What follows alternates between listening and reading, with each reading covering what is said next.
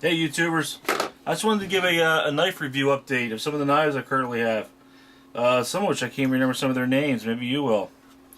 But let's start with the big boy. This is my BK Becker by K-Bar. This knife is a great knife. Becker BK2. 1/4 inch spine. Haven't got a chance to use it much, but there's a lot of great reviews on this knife by some of the other YouTubers. And this knife is heavy. You'd be surprised how heavy, this knife is. But, what do you expect when you pick up a 1/4 inch spine knife? This it's just a good knife. You'll find people chopping wood with this, slicing it through, and taking another log and beating it through and splitting wood on the other sides. I don't think they're going to find a more durable knife than this. This is why I picked it up and threw it in my camping kit.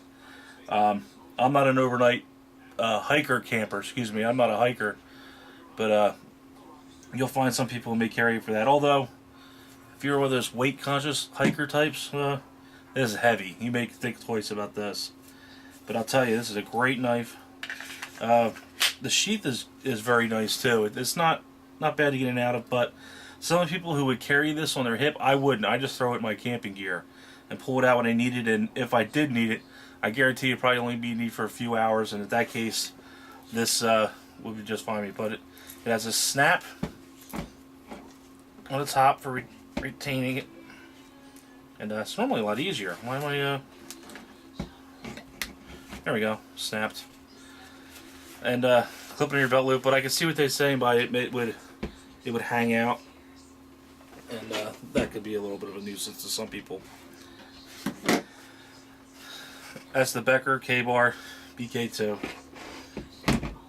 This knife here, I picked this up about 2 years ago, and this is a Smith & Wesson HRT, and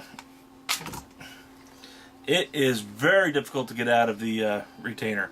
If you had this clipped on your pocket and thought that you were going to be able to one-handed pull this thing out, no way.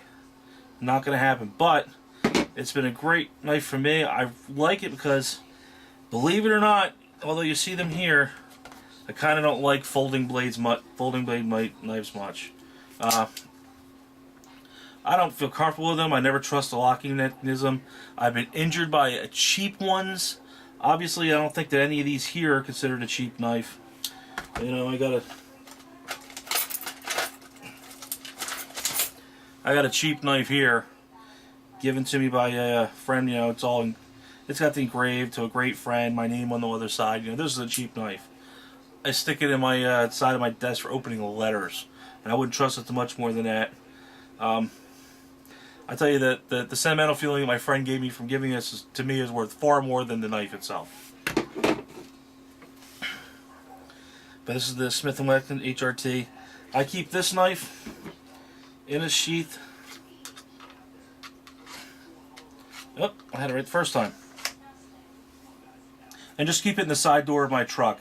That's convenient just to be able to go in the side door of my truck and pull out of the pocket.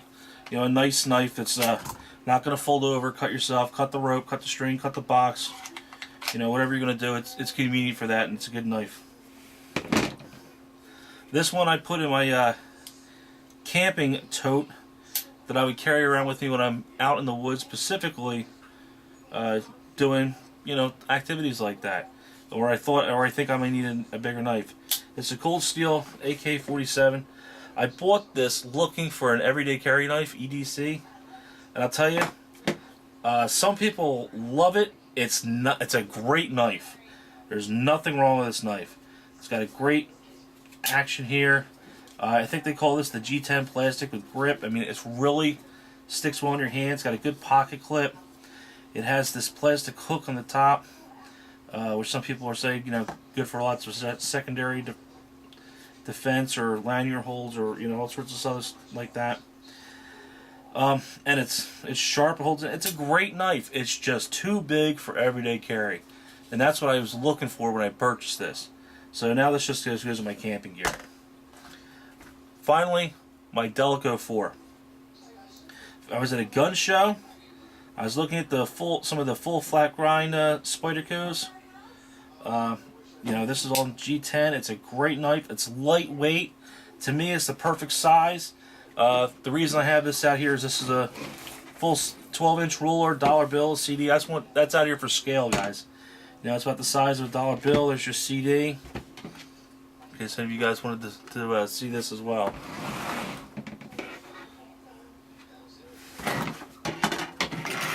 And it's a great knife.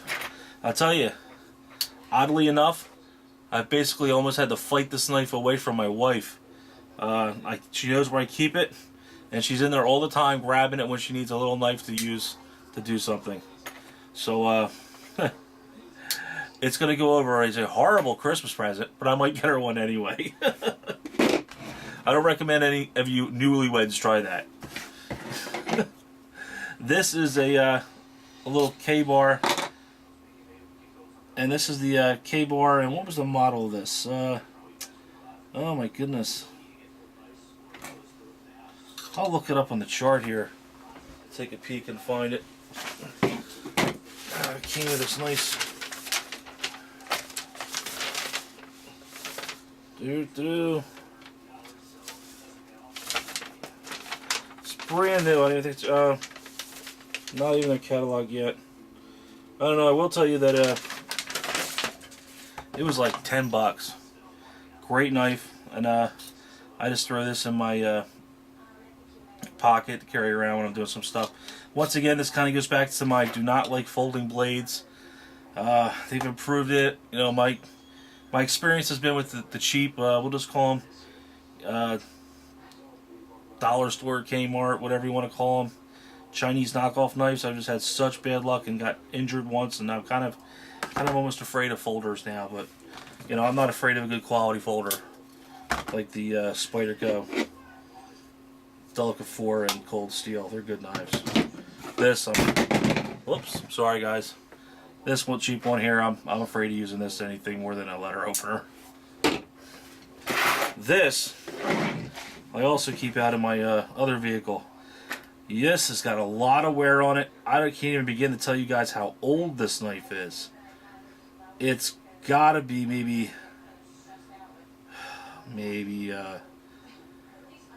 15 years old. It is a Spyderco. One of the first ones that they came out with the all sawtooth, and as you can see, they've improved upon that because this isn't that useful. The full, you know, now they do half and half. It says Spyderco ATS 55. That might be the type of steel. I don't really know. And of course, Japan. They're all made in Japan. But I'll tell you, this is a good knife, solid ribs, and I tell you, I was keeping it more around for sentimental reasons than anything else these days. But if any of you guys know anything more about this knife, let me know. I've owned it for many years, and this is a good solid folder. It's a good one as well. It's horrible. I don't know. I really don't like this. If you look at my collection here, you haven't really noticed any of them that have that. I've kind of always steered away. I'm not a big fan. Guys, oh, I almost forgot this knife. The K-car, I think it's the becker, whatever it is. That little rubber band I put on there. This comes with the sheath, no clip. You can buy that separately. Paracord, and this is the full 10 feet of paracord it may have come with, 6 feet. I don't really recall, but I wrapped around here, made a halfway decent, maybe some of you would just call it lame, handle, but it works out good for me, and I keep this in my range bag. It's slim design, just makes it perfect to slide in the top there, and I'm always trying to cut open another case of rounds or box top or, you know, some other reason. A real knife is nice to have with you versus, you know, with these little pen knives. And good knife, good sheath. I mean, everything about this is top notch. I'd say anything with K-bar on it, they don't really cheap out on. And believe it or not, I'll call this my most useful knife. This is the Spyderco. I think it's the Bug. And I'll tell you, this is a little cheap knife, and I pull my key ring, and it comes in incredibly handy for cutting all kinds of stuff. You know, the tape on a UPS box, it sharpens up very well. And this is another one I've had to fight the wife for. But that's it, and I hope you guys enjoy. I hope to do an ETC video, everyday carry video for you guys sometime soon.